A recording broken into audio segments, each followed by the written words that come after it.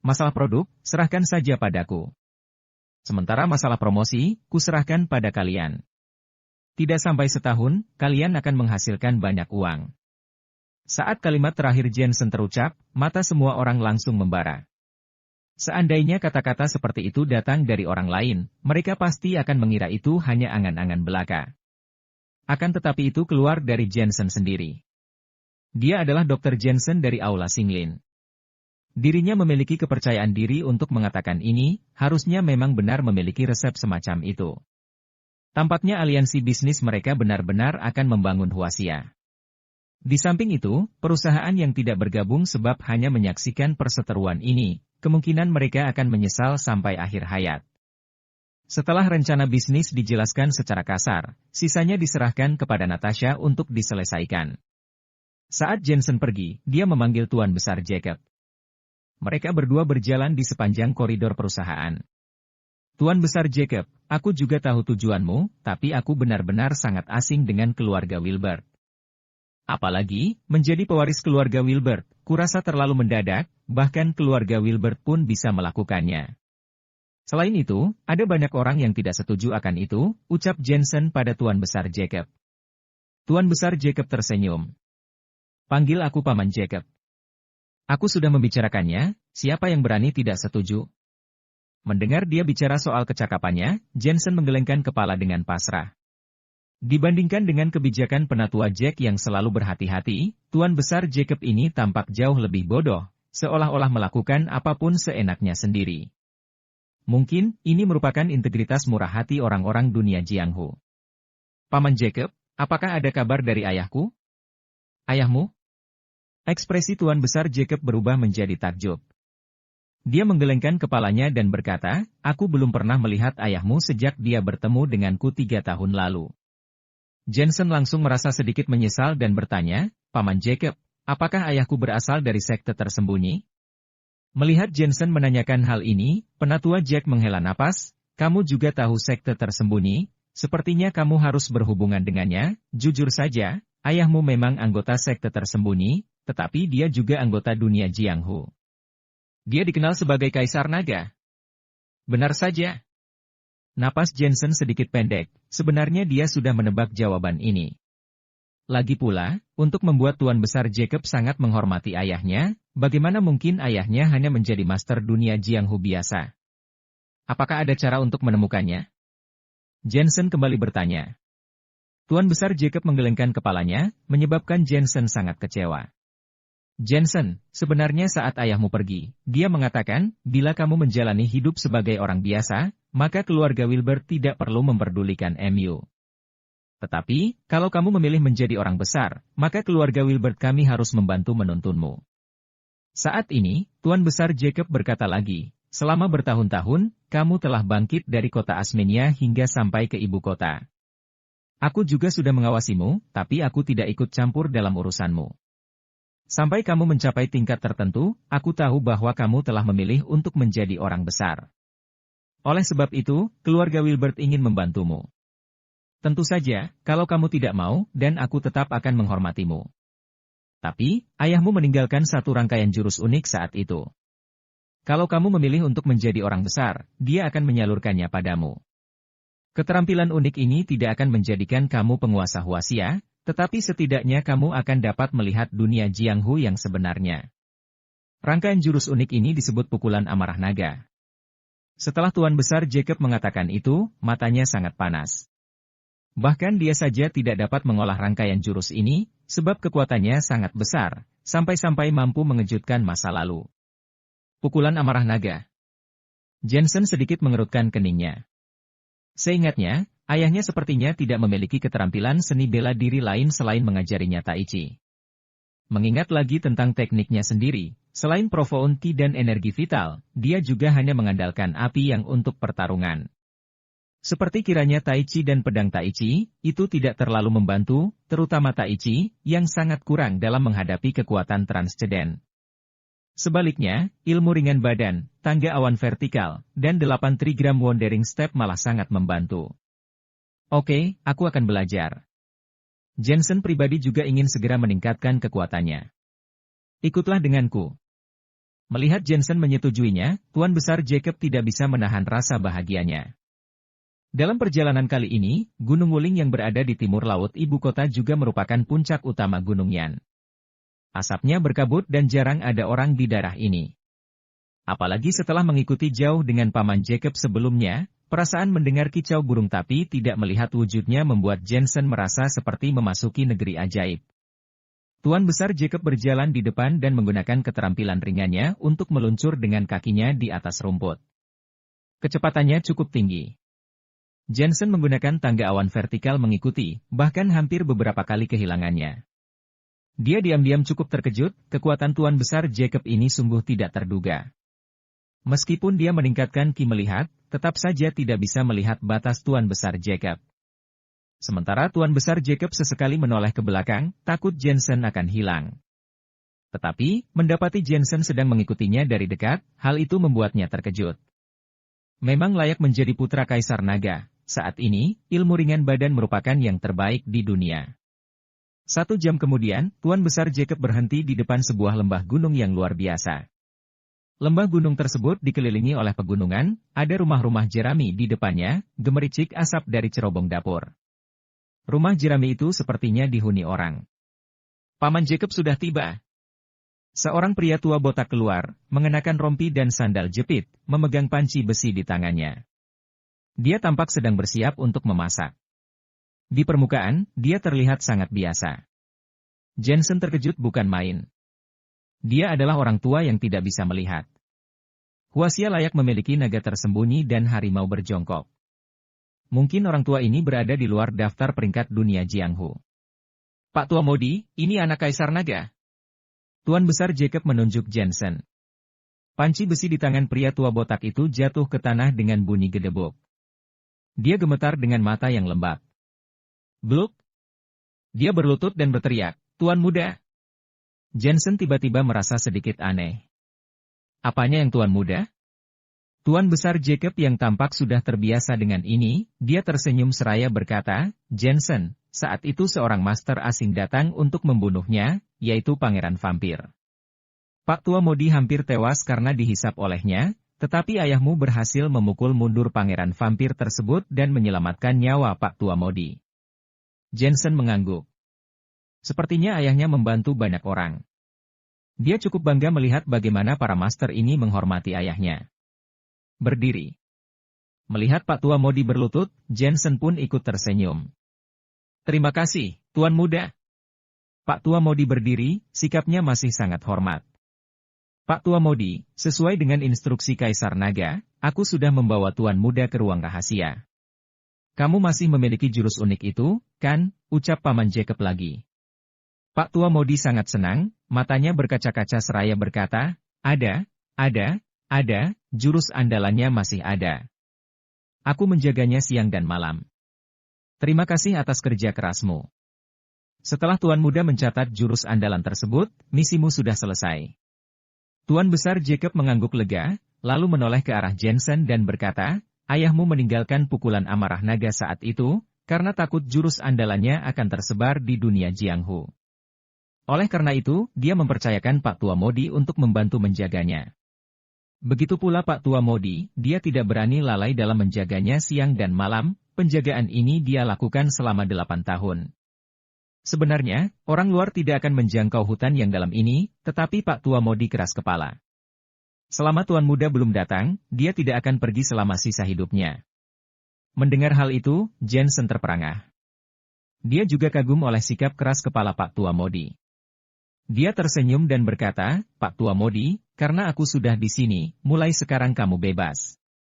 Hehe, tidak masalah bebas atau tidak, yang penting bisa memenuhi kepercayaan Kaisar Naga. Pak Tua Modi tersenyum penuh semangat dan berkata, Tuan Muda, silakan ikuti aku. Jensen langsung mengikuti Pak Tua Modi. Di belakang rumah terlihat sebuah jalan rahasia ditutup oleh pintu batu tebal. Ada tulisan besar di pintu batu tersebut, guncang kejut. Saat itu, ketika ayahmu berlatih pukulan amarah naga sampai puncak. Guncang kejutnya mampu mengalahkan dunia Jianghu dalam satu rangkaian seni bela diri yang tak terkalahkan. Bahkan master asing pun takut dengan reputasinya dan tidak berani menginvasi Huaxia. Melihat Jensen menatap tulisan di pintu batu, Tuan Modi menjelaskan dengan rasa kagum. Jensen terkejut bukan main. Dalam benaknya, ayahnya hanya seorang petani. Dia tidak menyangka ketenarannya bahkan sampai ke negara asing. Jika ayah dulu sudah sukses di Jianghu dan tertawa bangga di dunia Jianghu. Lantas, kenapa dia melakukan penyamaran lagi? Selain itu, di mana ibu? Saat Jensen sedang berpikir, pintu batu telah dibuka. Pak Tua Modi menatap Jensen dengan hormat dan berkata, "Tuan muda, pukulan amarah naga berada di ujung jalan rahasia. Tidak ada yang mengunjunginya selama bertahun-tahun, karena kami menunggu Tuan muda. Terima kasih." Setelah Jensen memasuki jalan rahasia, kemudian pintu batu tertutup, hal itu membuat Jensen menyadari bahwa pintu batu tersebut sangat tebal. Bahkan tidak seperti batu ataupun logam, dia sendiri juga tidak tahu terbuat dari apa. Jalan rahasia itu sangat sunyi dan sempit. Setelah berjalan lebih dari 10 menit, ada cahaya yang melesat di depan. Ada pintu keluar di atas jalan rahasia, yang mana pintu keluar tersebut ditutupi oleh rumput liar. Setelah Jensen memanjat keluar, dia menemukan dirinya berada di tengah lembah, dikelilingi oleh pegunungan, dan hanya batu prasasti besar yang terletak di tengahnya. Jensen, kalau kamu melihat batu prasasti, itu berarti kamu telah memilih untuk melangkah ke dunia Jianghu.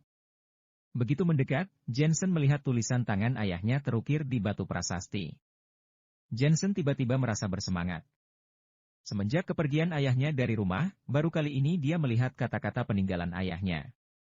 Dunia Jianghu itu berbahaya. Ayah tidak ingin kamu muncul, tetapi aku tahu betul watak burukmu. Sekali kamu membuat keputusan, bahkan jika ayah mencambukmu pun tetap tidak akan bisa mengubahmu. Hal ini sangat mirip dengan ibumu. Aku masih ingat ketika kamu masih kecil, aku tidak mengizinkanmu mempelajari dunia kedokteran, melainkan menyuruhmu untuk mempelajari pertukangan, tetapi kamu enggan menurut dan kemudian melarikan diri dari rumah. Setelah lulus SMP, aku memintamu belajar bubut dan menggerakkan kontrol numerik agar di masa depan nanti kamu dapat mencari nafkah. Tetapi, kamu bersikeras pergi ke kota besar untuk meneruskan SMA. Astaga, watak ini! Jensen sangat malu saat membahas omelan ini. Masih sama seperti ayahnya yang dulu, suka bertele-tele dan banyak omong.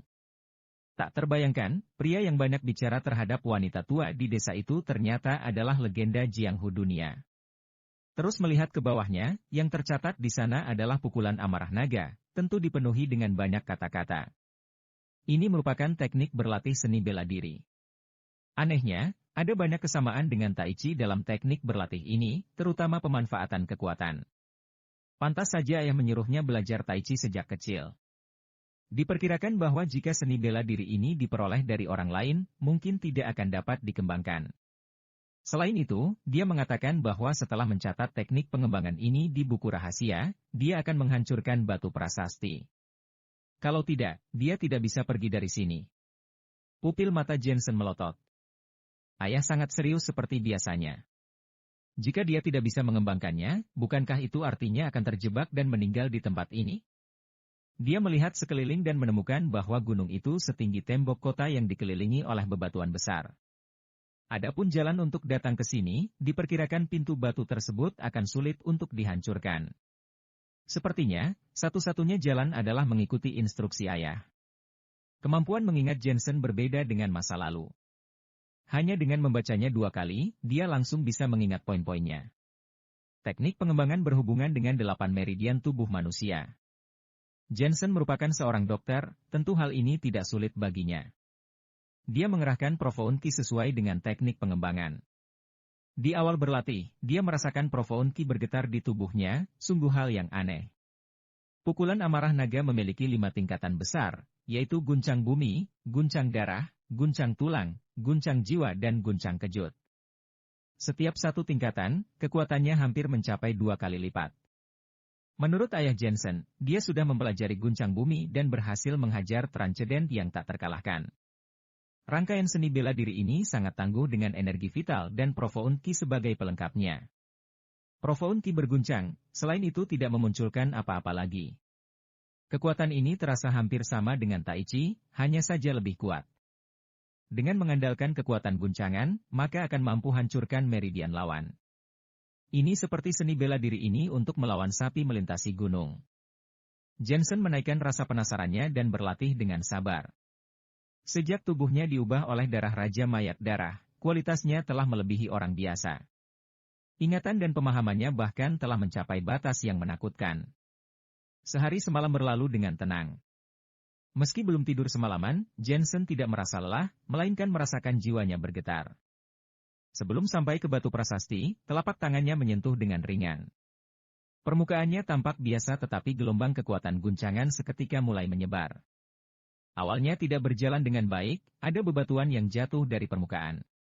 Jensen menggunakan ki melihat untuk merasakan, setelah itu dia berhasil menemukan lintasan guncangan profound ki. Ketika kekuatan ini dikerahkan lagi, bebatuan di luar batu prasasti tidak lagi berjatuhan, melainkan di dalamnya muncul sebuah retakan. Seiring berjalannya waktu, makin Jensen latihan, makin nyaman pula dia. Tak hanya itu, jantungnya pun juga makin berdegup. Semua Master Transcendent pasti memiliki aura kuat Transcendent untuk melindungi tubuh mereka, yang kekuatannya besar kuat bahkan bisa anti-peluru. Akan tetapi pukulan amarah naga justru mampu mengalahkan aura kuat Transcendent dengan langsung melukai 5 organ dalam. Dapat dikatakan bahwa teknik seni bela diri ini mampu mengatasi para Transcendent. Di luar lembah saat ini, Tuan Besar Jacob dan Pak Tua Modi sedang duduk seraya merokok. Paman Jacob, hisap rokok usangmu. Pak Tua Modi mengambil pipa dan menyalakannya. Dia mengembuskan napas dan menyerahkannya. Pada saat yang sama, dia mengambil anggur sorghum dan meminumnya. Setelah Tuan Besar Jacob mengambilnya, dia pun meneguknya dan terlihat puas. Asap ini kuat, terlebih lagi menyenangkan. Apa menurutmu Tuan Muda bisa berhasil? Tanya Pak Tua Modi. Pukulan amarah naga adalah jurus andalan Kaisar Naga yang terkenal. Butuh waktu bertahun-tahun dan berbulan-bulan untuk memulainya. Tuan Muda baru 2 hari di lembah gunung, pasti terlalu berat baginya untuk mempelajarinya. Tuan Besar Jacob sedikit mengernyit. Tapi, Kaisar Naga mengatakan bahwa jika Tuan Muda tidak berhasil dalam latihan, dia tidak diizinkan meninggalkan lembah. Pak Tua Modi merasa khawatir. Tidak ada makanan di lembah. Dalam jangka pendek mungkin akan baik-baik saja bagi praktisi seni bela diri, tetapi dalam jangka panjang, tidak ada yang bisa tahan. Lagi pula dia bukan makhluk abadi, tidak peduli seberapa kuat seorang master, tetap saja harus makan dan minum. Tuan Besar Jacob menghibur, Tuan Muda adalah praktisi bela diri paling berbakat yang pernah kulihat, meskipun Kaisar Naga melampaui Transcendent di usia 20-an dan menjadi alam celestial yang legendaris, bakat Tuan Muda tidak sebanding dengan Kaisar Naga, tetapi hampir sama dengan Kaisar Naga. Boom! Tiba-tiba pada saat ini, sebuah batu besar di belakang rumah mengeluarkan suara gemuruh, lalu runtuh dan muncul sesosok tubuh yang perlahan keluar. Mata Tuan Besar Jacob dan Pak Tua Modi membelalak, mengetahui bahwa Jensen telah berhasil dalam latihannya. Bebatuan di lembah ini sangat tebal. Butuh waktu lama untuk memecahkannya dengan mengandalkan energi ki kecuali jika pukulan amarah naga digunakan untuk menghancurkan bebatuan dari dalam. 2 hari berlatih pukulan amarah naga, tentu layak menjadi putra Kaisar Naga. Ekspresi Pak Tua Modi sangat terkejut. Tuan Besar Jacob pun tersentak. Dia adalah pemimpin keluarga Wilbert. Dia telah melihat jinius yang tak terhitung jumlahnya di dunia Jianghu selama bertahun-tahun belakang, tetapi seseorang seperti Jensen benar-benar langka dalam ratusan tahun ini. Kekuatan persepsi Jensen terlalu mengerikan. Paman Jacob, Pak Tua Modi, aku berhasil berlatih. Jensen berjalan di kejauhan dengan senyum di wajahnya. Untuk dapat memulai begitu cepat, itu semua tergantung pada lintasan tai chi-nya, ditambah induksi ki melihat. Dapat dikatakan bahwa pukulan amarah naga merupakan versi yang penyempurnaan dari Tai Chi. Tentu saja, dari 5 tingkatan besar pukulan amarah naga, Jensen hanya berlatih ke tingkatan guncang bumi, terutama karena waktunya yang singkat. Selamat Tuan Muda. Mata Tuan Besar Jacob masih berkaca-kaca. Setelah berbincang dengan keduanya beberapa saat, Jensen pergi diikuti dengan Tuan Besar Jacob. Tepat ketika ada telepon masuk, sepertinya dari nomor yang tidak dikenal, Tuan Besar Jacob pun langsung berpamitan begitu tahu Jensen memiliki sesuatu yang harus diurus. Apakah ini Dr. Jensen? Aku pemilik bar Jade. Setelah Jensen menjawab telepon, terdengar suara yang dikenalnya. Jensen tak kuasa menahan tawa, dia sudah lama tahu kalau ibu bos akan menghubunginya. Lagi pula, ibu bos mungkin sedang mengawasi pendirian aliansi bisnis Senlena, selain itu juga sudah melihat kecakapan Jensen. Aku juga sedang mencarimu. Di mana lokasinya? Tanya Jensen. Ibu bos menyebutkan sebuah alamat, kemudian Jensen menutup teleponnya dan pergi seorang diri. Alamatnya ada di rooftop sebuah kawasan perumahan tua. Jensen tidak bisa berkata-kata. Bagaimana dia bisa memilih tempat seperti itu? Dia menelepon dan meminta Panah untuk segera bergegas. Ketika tiba di perumahan tua, dia mendapati bahwa ada bangunan yang sangat kuno dan ada cukup banyak orang di sekitarnya. Panah memarkir mobil di tempat parkir umum, kemudian hendak mempersilakan Jensen turun. Namun, saat ini sebuah Nissan SLPHY berhenti di depan Mercedes, yang mana merupakan seorang wanita berpakaian modis muncul seraya mengetuk jendela. Panah menatap Jensen dan menurunkan jendela mobil. Kamu buta, bagaimana bisa mobilmu terparkir di tempat parkirku? Wanita itu berpakaian seperti karyawan kantor, tetapi tidak disangka sikapnya cukup angkuh. Panah mengerutkan kening sejenak, dia mengira bahwa wanita ini merupakan orang biasa, jadi dia tidak perlu repot-repot memedulikannya. Aku tidak salah. Tempat parkir ini adalah tempat parkir umum, kan? Apa kamu buta? Tempat parkir umum apa? Tempat parkir ini milikku. Keluargaku adalah orang pertama yang membeli mobil di perumahan ini. Aku telah parkir di sini selama 5 tahun. Cepat singkirkan mobilmu. Jangan mentang-mentang naik Mercy berarti orang kaya. Bisa jadi, ini mobil bekas, dasar pamer. Wanita itu memiliki rasa benci terhadap orang kaya, seolah-olah berbicara dari sudut pandang pihak yang dirugikan. Aku berhenti saat melihat tidak ada siapapun di tempat parkir ini, tidak bermaksud pamer. Selain itu, kamu harus sopan saat bicara, jangan tiba-tiba memaki orang lain tanpa sebab. Panah menahan amarahnya. Dia tahu, Jensen tidak suka bertindak pada orang biasa, jadi dia terpaksa menahannya. Pikirnya, hal ini cukup lucu, hanya seorang pengecut biasa. Jika bukan karena sikap Tuan Jensen, dia mungkin sudah menamparnya dari awal. Bagaimanapun, dia tahu bahwa Tuan Jensen enggan bertindak pada orang biasa. Bagaimana bisa bicaraku tidak sopan?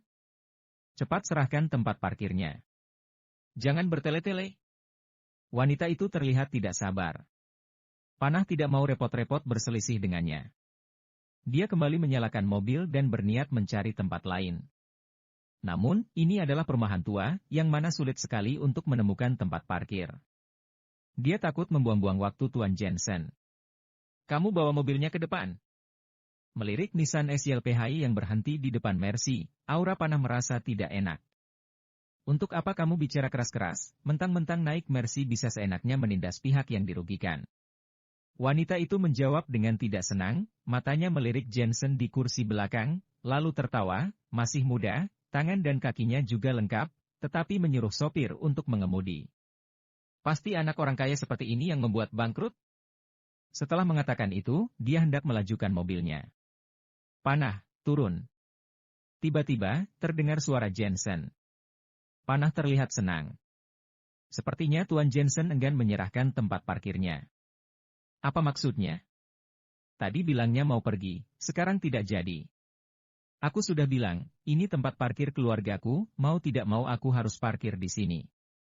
Sementara orang lain tidak diizinkan parkir di sini.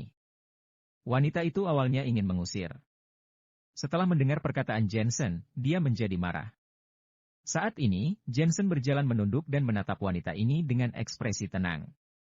Sejujurnya, dengan identitasnya, dia benar-benar tidak ingin menindas orang-orang biasa seperti ini. Namun, orang ini sudah keterlaluan. Dia telah menggunakan identitasnya layaknya pihak yang dirugikan untuk membuang bebannya, selain itu sikapnya juga buruk dengan mengaku bahwa tempat parkir umum telah menjadi miliknya. Orang semacam ini, mungkin para tetangganya tidak kalah bersalahnya. Tidak boleh dimanjakan. Toilet umum digunakan untuk semua orang. Kalau kamu ke sana sekali, apakah toilet itu jadi milikmu? Kalau kamu pergi ke restoran untuk makan, apakah orang lain tidak boleh pergi ke sana juga? Sialan, pergi. Jensen tidak memberikan rasa hormat sama sekali. Kamu sangat tidak masuk akal, barbar. Wajah wanita itu memerah sebab marah. Ketika marah, dia jadi tak terarah seperti orang yang tidak masuk akal. Tidak mau pergi, kan? Aku akan memarkir mobil di depan mobilmu. Kamu tidak akan keluar sampai kapanpun, kecuali kamu mampu. Inilah cara untuk menghadapi orang barbar sepertimu. Wanita itu seolah mendatangi api dan memarkir Nissan SYLPHY di depan Mercedes. Banyak orang berkumpul untuk menyaksikan perseteruan ini. Mereka sudah lama tidak menyukai wanita itu, hanya saja karena suaminya adalah seorang manajer perusahaan besar, jadi mereka tidak mampu mengusiknya. Seperti sekarang, wanita ini bertengkar dengan orang lain dan memarkir mobilnya di depan Mercy. Bukankah akan menghalangi jalan umum? Tuan Jensen. Tak urung, Panah menatap Jensen. Jika pihak lawan bukan orang biasa, dia benar-benar ingin membunuhnya dengan satu tebasan. Tabrak mobilnya, ayo naik ke atas. Jensen melirik wanita itu dan memimpin. Bruk! Panah menabrak Mercy menabrak SYLPHY tersebut. Setelah beberapa kali, mobil Nissan SYLPHY itu penyok dan pintunya jatuh. Wanita itu menatap dan berteriak, kamu gila, mobilku, aku akan menuntutmu sampai mati. Mobil ini adalah harta berharganya. Dia selalu membersihkannya setiap hari sepulang bekerja. Sekarang, melihatnya ditabrak seperti ini, tentu membuat hatinya berdarah. Begitulah cara orang barbar melakukan sesuatu. Panah menutup pintu mobil dan mengejar Jensen. Orang-orang di sekitar merasa lega. Wanita ini tidak boleh dimanjakan. Suamiku, mobil keluarga kita ditabrak. Cepat pulang. Wanita itu sangat marah sehingga dia bergegas menelepon suaminya. Dia kemudian bertolak pinggang dan menatap Jensen yang sudah jauh. Kalau kamu tidak memberi kompensasi, kamu akan kehilangan segalanya, maka jangan sebut aku keluarga Gayo. Jensen tidak punya waktu memperhatikan rubah betina ini. Dia memasuki salah satu gedung dan berjalan menuju rooftop. Sesaat kemudian, di atap lantai 9, terlihat dua orang wanita berdiri di sana. Salah satunya adalah Jasmine, dia mengenakan pakaian dan celana kulit. Penampilannya sangat bagus, terutama kakinya yang ramping, yang memberi orang merasa semangat. Ibu bos mengenakan cheongsam merah, posturnya tinggi dan memberi kesan kecantikan klasik. Jensen pun pernah melihat banyak orang mengenakan cheongsam, bahkan Elena pernah terlihat mengenakan cheongsam, tetapi jika menyangkut kecantikan klasik, ibu bos adalah orang pertama yang terbaik. Dr. Jensen cukup keras kepala rupanya. Melihat Jensen datang, ibu bos tersenyum seraya menyapa. Jelas, dia juga melihat apa yang terjadi di lantai bawah. Selain itu, dia hendak mengatakan sesuatu, seolah-olah untuk membicarakan tentang pembukaan aliansi bisnis Senlena. Setelah melalui ini, tidak diragukan lagi Jensen akan menjadi makin terkenal. Selain itu, ketenaran semacam ini tidak hanya di dunia sekuler, tetapi juga di dunia Jianghu. Tidak masalah, seperti malaikat ketika bahagia, seperti setan ketika marah. Jensen berkata dengan acuh tak acuh. Setahuku, ketika kamu berada di kota Asmenia, Dr. Jensen sangat mudah diajak bicara. Ibu bos itu masih tertawa. Orang-orang akan selalu tumbuh dewasa. Jensen mengedikkan bahu. Baiklah, mari kita beralih ke bisnis. Ibu bos mengangguk, namun perkataan Jensen membuatnya tanpa sadar memikirkan dirinya sendiri. Benar, jika belum tumbuh dewasa, dia akan tetap menjadi ibu rumah tangga yang selalu mengalami kekerasan dalam rumah tangga. Suaminya tetap akan melakukan kekerasan dalam rumah tangga saat mabuk, sementara dirinya masih tetap duduk di peron demi menghidupi keluarganya.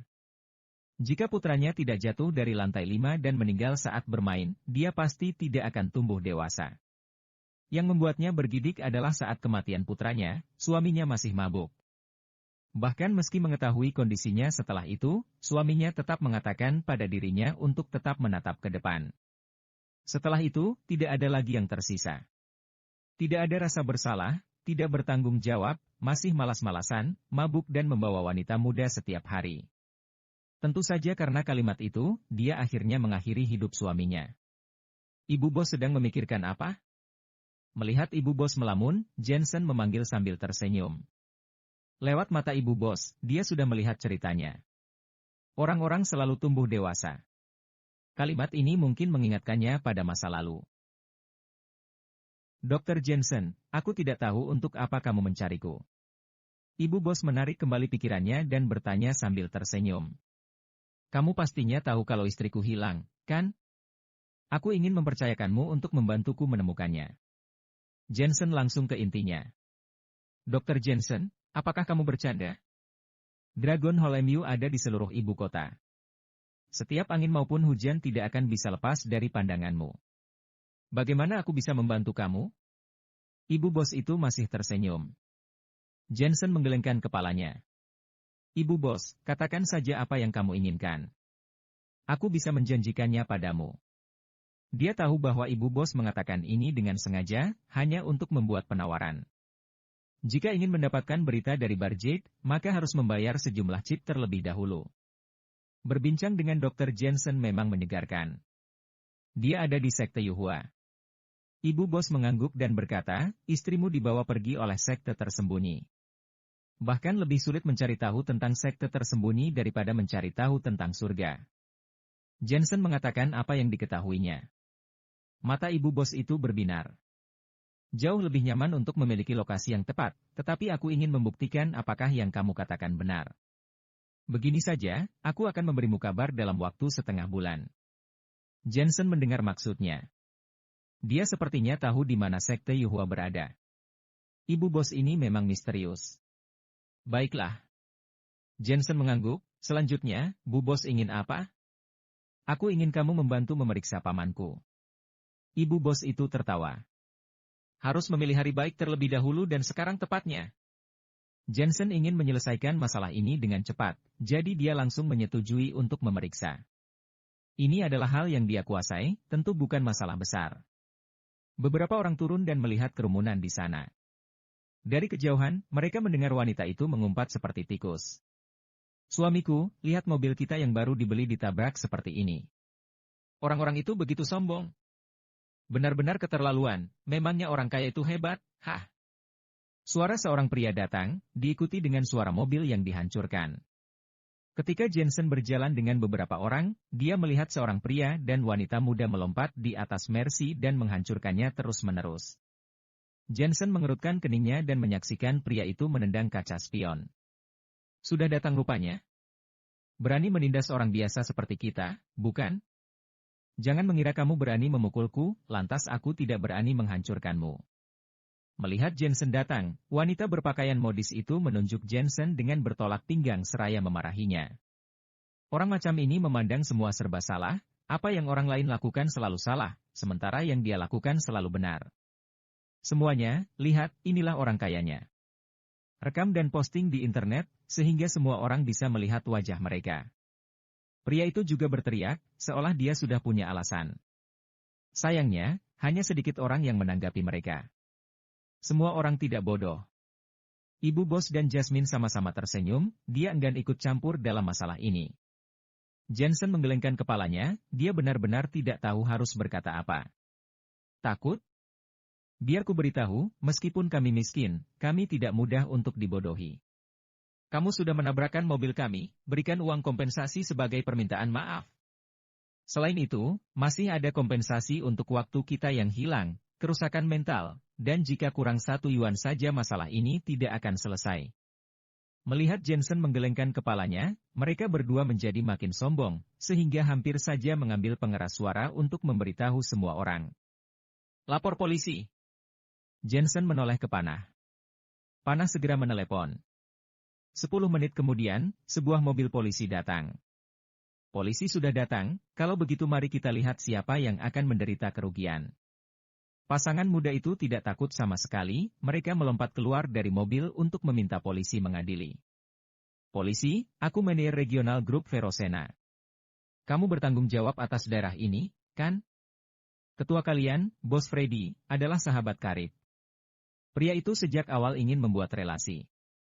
Polisi itu mengangguk ke arahnya dan menatap Jensen dan yang lain. Panah berjalan mendekat untuk menceritakan keseluruhan cerita.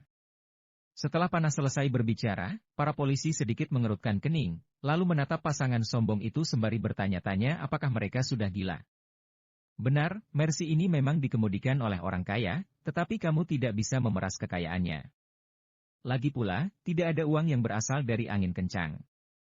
Apalagi menyampaikan dari sudut pandang pihak yang dirugikan, itu bahkan lebih menjijikkan.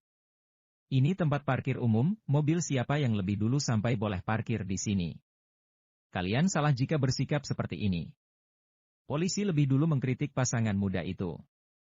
Keduanya cemas, tetapi polisi segera mengubah nada bicaranya dan melihat panah seraya berkata, akan tetapi, lebih salah lagi karena kamu menabrak mobil orang lain.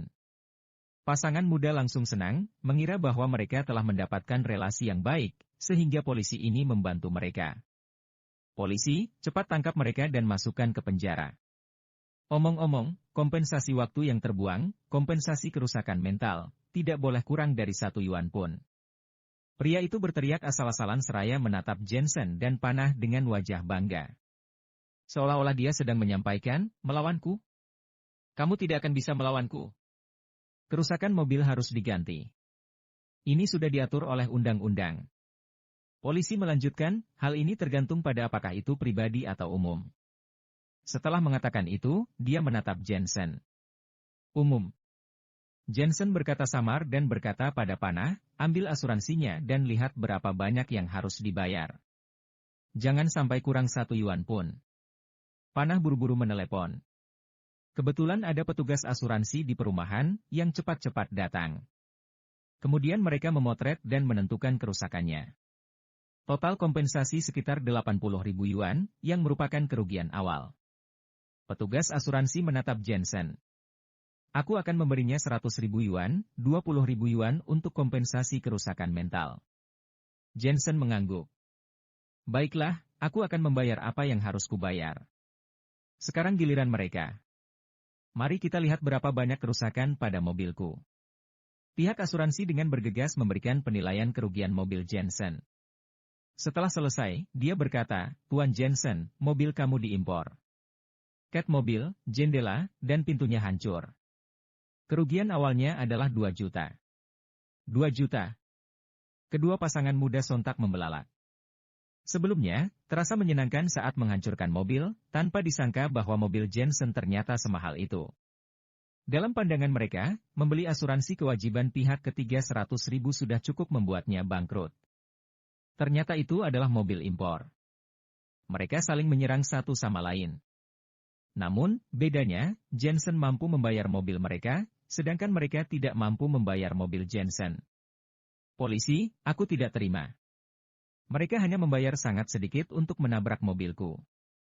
Ini tidak adil. Pria itu menjerit seperti bebek. Harga mobilmu kurang lebih 200 ribuan, kamu ingin dibayar berapa lagi? Polisi melihat mereka dengan kesal. Kamu bersaksi sebagai pihak yang dirugikan, maka harusnya juga berperilaku layaknya pihak yang dirugikan. Lihatlah dirimu, menghancurkan mobil dengan marah-marah, titik mana yang terlihat seperti pihak yang dirugikan.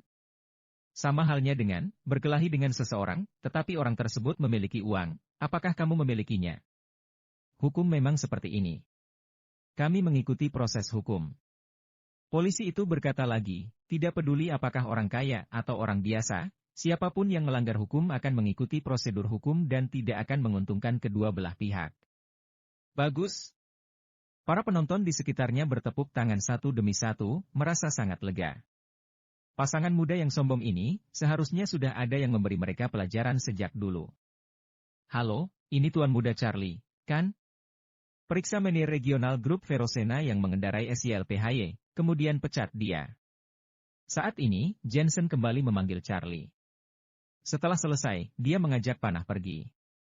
Untuk apa kamu sombong? Melihat Jensen mengatakan akan pergi, pria itu makin tidak rela. Namun, sebuah panggilan telepon masuk saat ini, yang mana dari presidir perusahaan mereka. Michael, kamu dipecat dari perusahaan, jangan tanya mengapa. Di samping itu, tidak ada seorang pun di seluruh industri yang berani merekrutmu. Setelah itu, telepon ditutup. Tampak kejam dan acuh tak acuh.